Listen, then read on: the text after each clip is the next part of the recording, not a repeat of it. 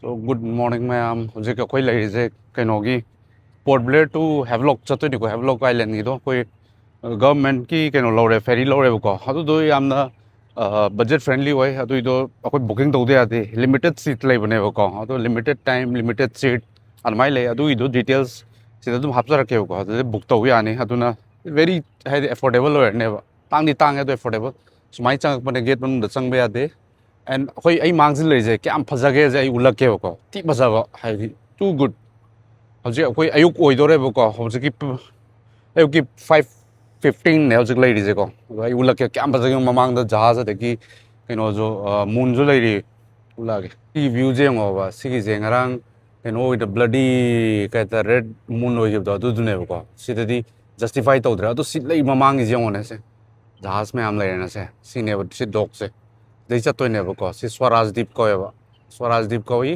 na de sina kaino Sri Vijayapuram ko de ko chatoi na Swarajdeep ko do ne ba Havelock se Swarajdeep ban le ba si je si ma'am de si chatoi yong ne ba akoi je karam boy du no adu de khang mangam dri ado hojik mak ti si ne let's go ma'am atopa ai update hapsara ge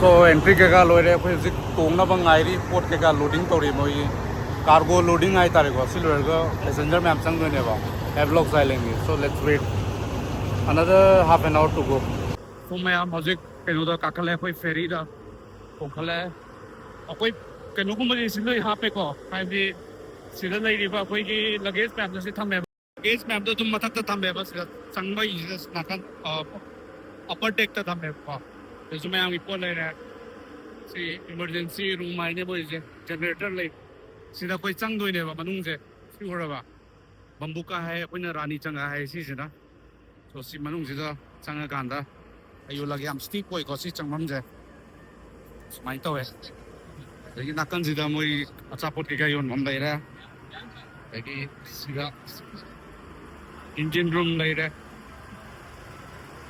sida engine room ai ta restricted area sida changa ganda koi deck area hoi doi ne ba ko deck se koi mam lai ra sitting arrangement में हम lai hai ta ra सीनी को यही है तुम नहीं कोई भमम जो ने रिपोर्ट के गाथ हम जो हां पे तो देखियो टीवी स्क्रीन जो हां पे कमाई कमाई ना सी Havelock चत पे नहीं को तो जो ने दा मनों के फोन दा चंग के नो ले कोई पे करे तांग मा फम बर्ड के ऑफ फम दा दो हो ने को आई जो फम मा के सी सिट दा चंगे येंग सी माई तो दा से विंडो ना कम ने पंगे जे टिकट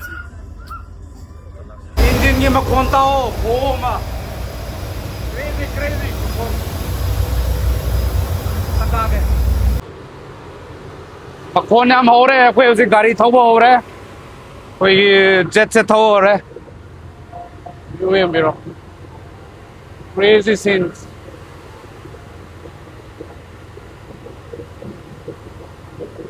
हम बजे beautiful oh yam bazare मकोन हम थोई को गाड़ी पर yang दौड़ी है वहाँ समुद्र से wow waves है wow wow wow crazy crazy as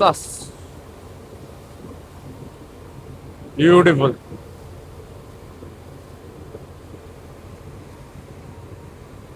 azadre ho मैं चीने लगे से एवं crazy and crazy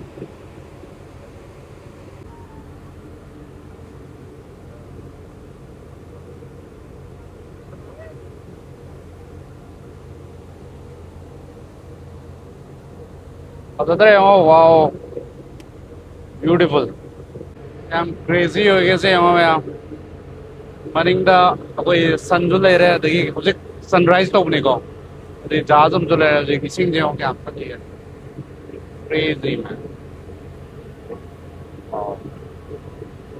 साम थक से मुझे साथ आगा वीडियो शूट तो ने सारी मई डालो रे साम था हंगे सर चाय कहाँ मिलेगी चाय चाय चाय एक चाय दे दीजिए सर एक चाय दे दीजिए सर चाय रखे वाओ चाय थक तो नहीं Crazy side, crazy, crazy. Wow. Thank you, sir. Sa lupa kuntra piyum lo raya hojik. Wow, awesome. Hojik nahi do raya. Ayo sea view ga cha jiga. Kya hao bono se kai hai ne hao bai da te nuai bai se. Ultimate. Wow. Cha zu dum hao ine. Ching. Crazy, crazy, crazy. Ah. Alright.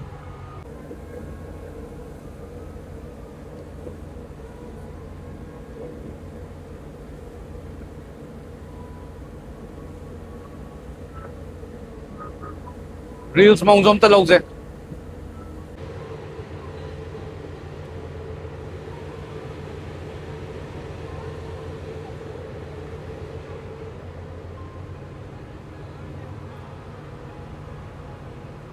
Thế mấy em tripod tao năm mà này. Sige short te crazy rồi đâu ra tụi mày biết rồi. Wow.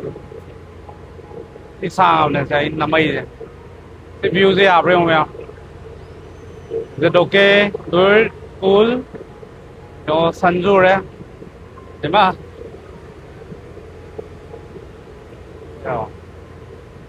Cái short te à rồi không em? Check out. Thank you. यार दा हम ना सोसिंग मखा जिना कोई के नोदो इदने cabin दो तो इतने सिना करा कितना एक्सपेंसिव होय सिदा स्लीपर गुम पा यावे को तुम मजु याय आगे माने बंकर बेड के टाइप का स्माइल ले बड़ो so this is how it looks है को सिना मनों दने के एसी के यावे फैन के का मी तुम यावना रे चार्जिंग पॉइंट का तुम यावे तो लोइना Sina kitang expensive hoy re yam ongmana ti adu limited ticket hoy ba se sina makha da lay foi na matak ta lay ko sit ta duni da mayam let's go ising ma chu khene ju ubi bre ngo mayam ising ma chu khena bni ko ai je law da ya re makon yam howe si naksal adi udre se ma chu khene ba ising je sigas maya ji da kara so na kar darker hoy je Sing chốt bao đấy, kèm cân kia trong dịch tập thấp vào rầm lên speed. Nhiều đâu đấy. Vậy nên cái beauty nó sẽ để cho mày.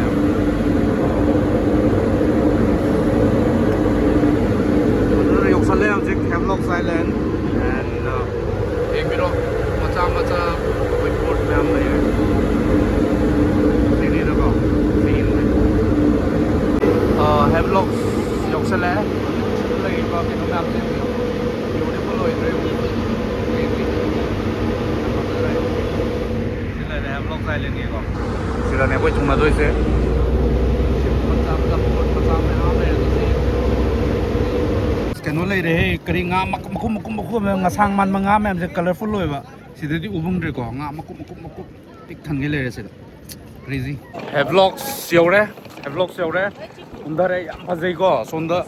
Boat ma'am फजब फजब लग रहे तो इसिंग से सिदने कनो nga makum to koi ngasang man ba but colorful nga ma'am उई बको तो पा बीच को मदा कमाई ना तो गदा के तो उला के कोन को हजिक कितंग साय दी कोई युमलम दा नुसा मैसा कन बद माइ कल ले बको लेट्स गो